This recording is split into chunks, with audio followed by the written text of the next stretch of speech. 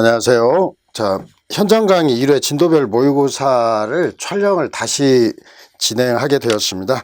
자, 문제는 보면은 일단 서울시의 관악경찰서 소속 P가 갑이 바지 사장을 두고 가불이 이제 H주점을 운영하면서 성매매를 알선했다는 것을 사실관계가 사례 1에서 먼저 나오고, 그래서 P와 Q가 이제 5만 원권을 두둑히 넣은 지갑을 가지고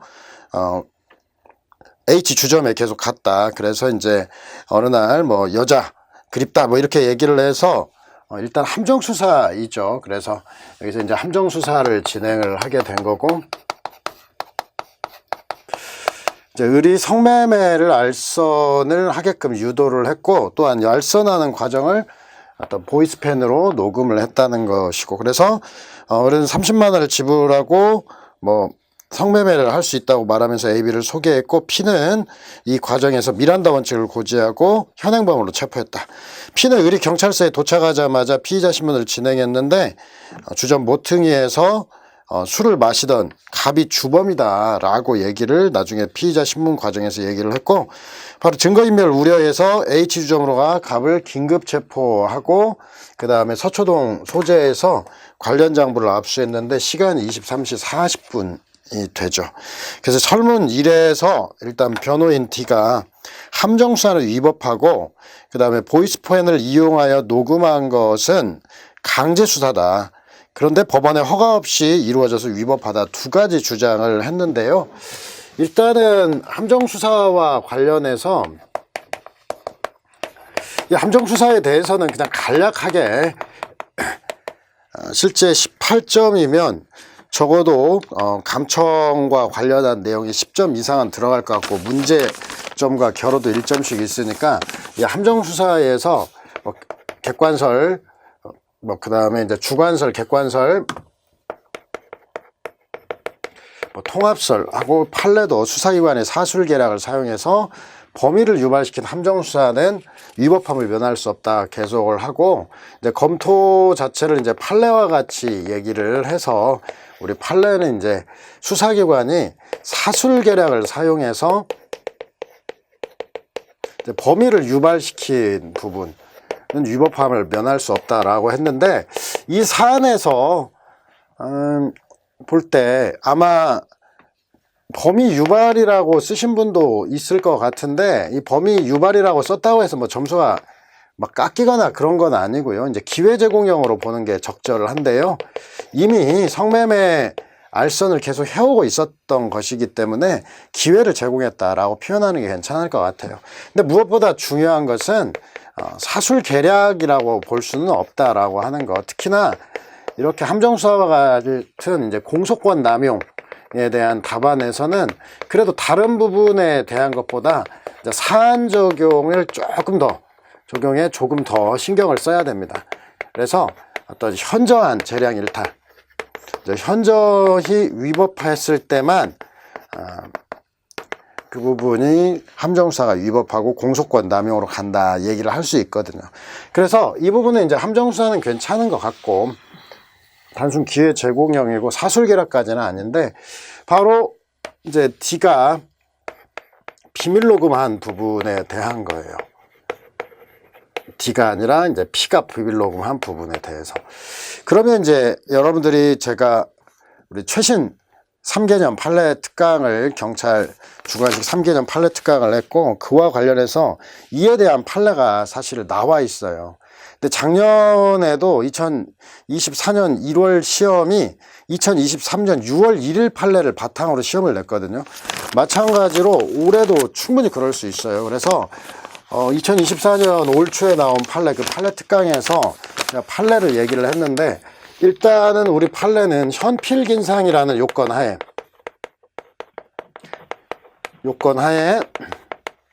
이제 영장 없는 비밀녹음도 가능하다라고 얘기를 했는데, 이 비밀녹음과 관련해서 일단은 우리 판례가 얘기하는 것은 통비법 3조 1항에서 금지하는 타인 간의 대화를 취득한 것, 아니 타인 간의 대화가 아니라는 것이 전제가 되고, 이런 것에 대해서는 현필긴상이라는 요건하에 영장 없는 비밀 녹음이 가능하다. 그래서 이제 답안지를 이 사안이 통비법이 적용되느냐부터 서술하신 분이 계실 텐데, 그건 아주 좋은 답안입니다. 근데 좋은 답안인데, 이 영장 없는 비밀 녹음에 따라서 항상 법적 성격부터 분석하는 게 이제 적절합니다. 그래서 이 법적 성격에서 뭐 형식설, 실질설, 적법 절차, 기준설은 그다지 중요하지 않고, 이제 여기에서 타인 간의 대화가 아니다. 뭐냐면은 요즘에 판례가 많이 또 쓰는 거, 최신 판례에서도 얘기하는 거, 이제 원래부터 대화에 참여한 자, 그러니까 원래부터 대화에 참여하지 않은 자와 또 대화에 참여한 자로 구분하니까, 원래부터 대화에 참여한 자가 녹음한 것은 타인 간의 대화를 녹음한 것이 아니어서 일단은 통비법이 적용되는 것은 아니고, 그 다음에 이러한 경우에 있어서 기본적으로 임의수사로서 가능하겠다라는 것을 일단 결론을 끌어내는데 먼저 중점을 잡아두고요. 그래서 해설을 여러분들 한번 보시면은, 영장 없는 비밀 녹음의 적법성 했을 때 형식설, 실질설, 적법 절차, 기준설로 처리를 했고, 바로 이제 통비법을 먼저 얘기하니까 공개되지 않은 타인 간의 대화의 취득을 금지하고 있다. 원래부터 대화에 참여한 자라는 게 키워드고, 수사기관이라 하더라도 몰래 녹음한 행위는 타인 간의 대화를 또 녹음한 것이라고 볼 수는 없다. 그래서 동의가 없어도 수사의 상당성과 비례성에 반하지 않는 한 임의사로서 허용된다. 그래서 사실은 이 판례가 어떤 수사 실무에서는 상당한 변화를 야기할 수 있다. 그래서 특히 폴립캠에 우리가 음성이 녹음이 되지만 실제 음성을 지우고 영상만 증거로 제출해 왔었는데, 폴립캠에 들어간 음성까지도 증거로 쓸 수 있다는 근거가 되겠고요. 자, 그 다음에 이제 비밀 녹음의 정당성은 이제 수사 비례 원칙의 관점에서 현필긴상이라는 요건 하에 어떤 영장 없는 녹음 위법이라 단정할 수 없는데, 일단은 거기서 또 객관적 외형적 주거침입에서 말했던 최근에 이제 판례들이 계속해서 나오는 게, 주거침입과 관련해서 객관적 외형적인 기준이라는 걸 얘기를 해요.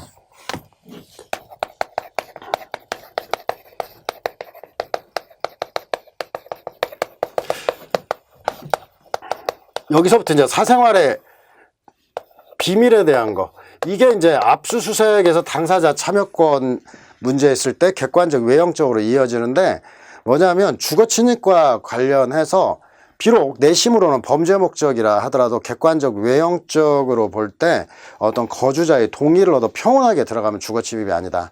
마찬가지로 어떤 범죄 장소에서도 이렇게 객관적 외형적으로 볼 때 동의를 얻어 들어갔을 때 이런 부분, 이게 바로 어떤 이익역량의 관점에서 기본권을 강하게 침해한 건 아니다, 이렇게 쓸 수가 있죠. 그래서 그런 표현도 좀 살려줬고, 대부분 거기 나오는 판례 원문 그대로 쓰고 있으니까 여러분들 신경 써 주시면 되겠습니다. 그래서 이 비밀 녹음도 현필긴상이라는 요건을 갖춰서 증거를 할 수 있다라고 보시면 되겠고요.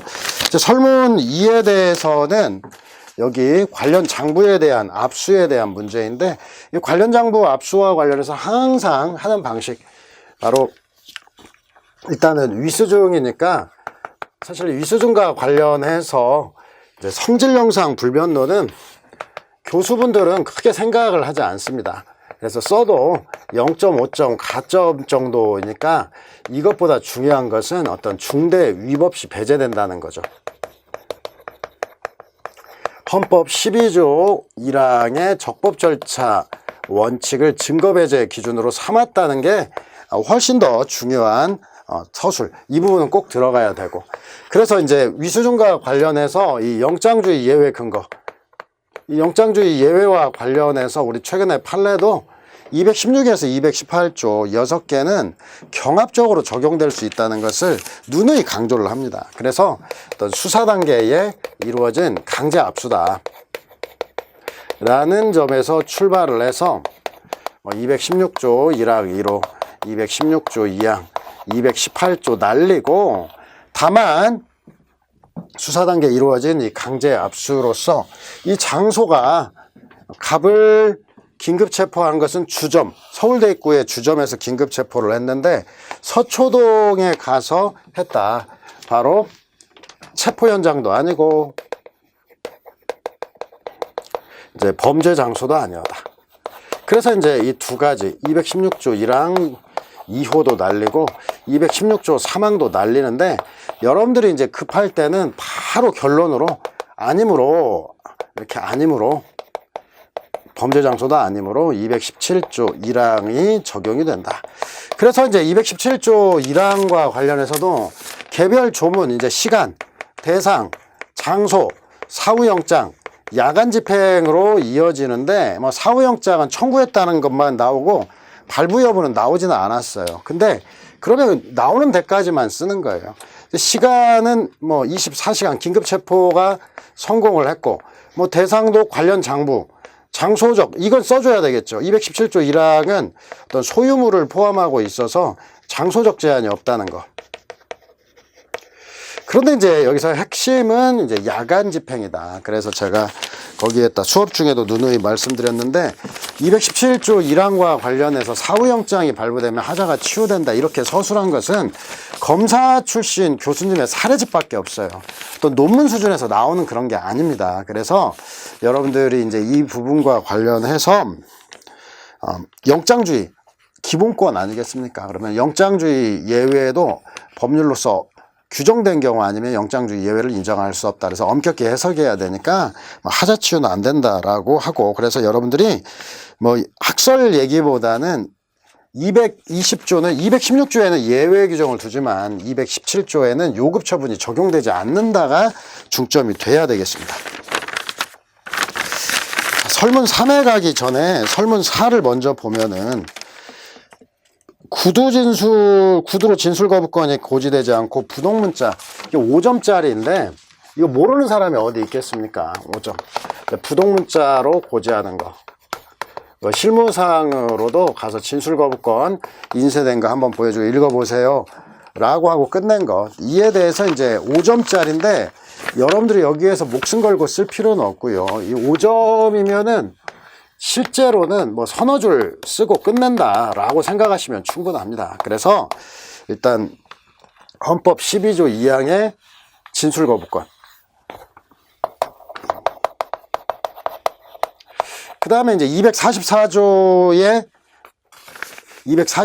3 1항인데 뭐 조문 안 나도 뭐 일체 진술이라든지 어떤 개개의 질문에 대해서 진술을 거부할 수 있음을 고지해야 된다라고 해놓고 어떤 진술 거부권이라고 하는 것을 제대로 행사하기 위해서는 진술 거부권 고지가 전제돼야 되니까 제대로 행사할 수 있도록 명시적으로 고지를 해야 된다.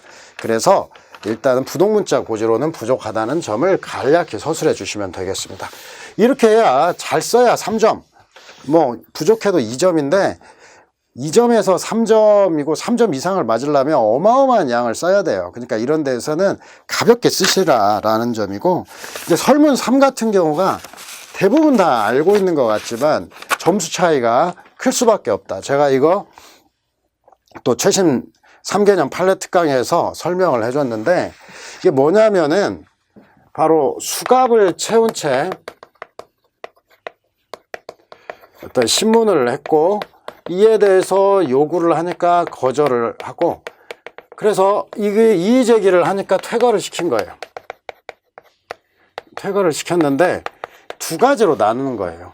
일단 수갑을 채운 것과 관련해서는 417조 이제 구금에 관한 처분이라는 거 구분해서 써야 되고 이의 제기함에도 퇴거시킨 것은 417조의 변호인의 참여 제한 조치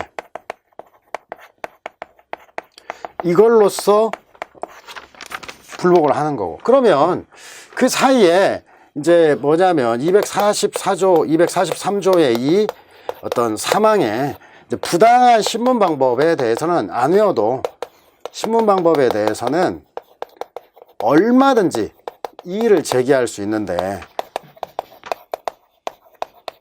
우리 판례가 이제 얘기하는 것은 뭐 고성, 폭언, 반복적인 제기 부당한 근거 없이 반복적인 제기, 이런 것을 제외하고는 얼마든지 이해 제기가 가능하다라고 했는데, 바로 여기에서부터 이제 수갑, 거기 근거 조문도 해놨잖아요. 뭐 도주, 자해, 위해 우려가 없는 이상은 뭐 여기 보면 이제 성매매 알선이고, 그래서 강력범죄자도 아니고, 그 다음 도주나 뭐 이런 자해 우려가 있는 것도 아닌데, 수갑을 풀고 신문을 해야 된다. 이제 형집행법을 그래서 일부러 해놨는데, 있든 아니든 그냥 도주, 자해, 위해 우려가 없는 경우. 그래서 그러면 여기서 핵심은 뭐냐면, 수갑을 풀어야 되는데 채운 채 신문한 것은 부당한 신문이라는 거죠. 그래서 이러한 부당한 신문 방법에 대해서는 얼마든지 이의가 가능하다. 이렇게 두 개로 나눠서 서술할 줄 알아야 된다. 그것 이외에 243조의 2랑 정당한 사유가 없는 한 피의자 신문을 참여하게 하여야 한다. 그래서 수사방해, 증거인멸의 우려, 이런 정도는 사실은 크게 중요한 포인트는 아닙니다.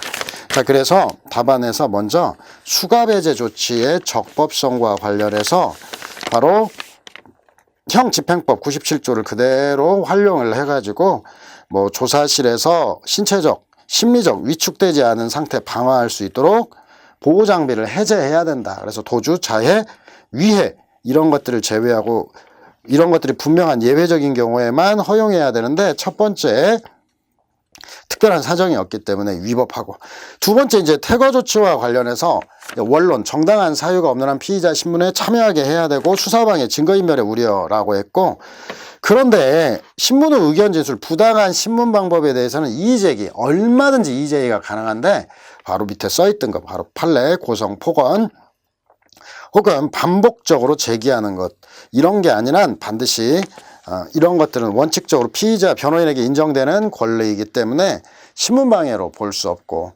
그러니까 얼마든지 이의제기가 가능하다는 거죠. 그래서 이를 퇴거시킨 조치는 위법하다. 자, B가 주장할 수 있는 구제 수단에서 제가 항상 이제 준항고부터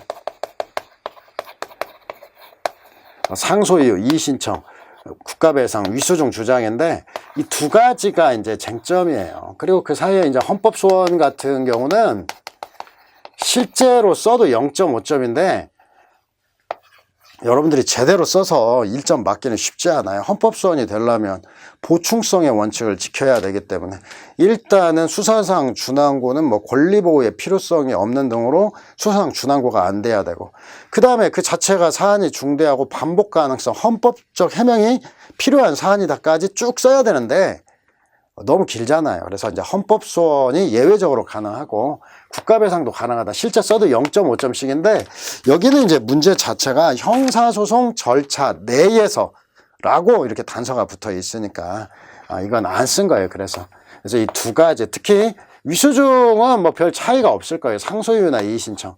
수사상 준항고에서 차이가 나는데 여기서도 두 가지로 나눴느냐에 따라서 1점 정도는 차이가 난다 라고 하는 점. 그래서 설문 3 같은 경우가 어떻게 보면 쉬운 논점이지만 점수 차이는 많이 날 수 있는 그런 거다라는 것을 여러분들이 신경을 써서 기억을 해 주시기 바랍니다.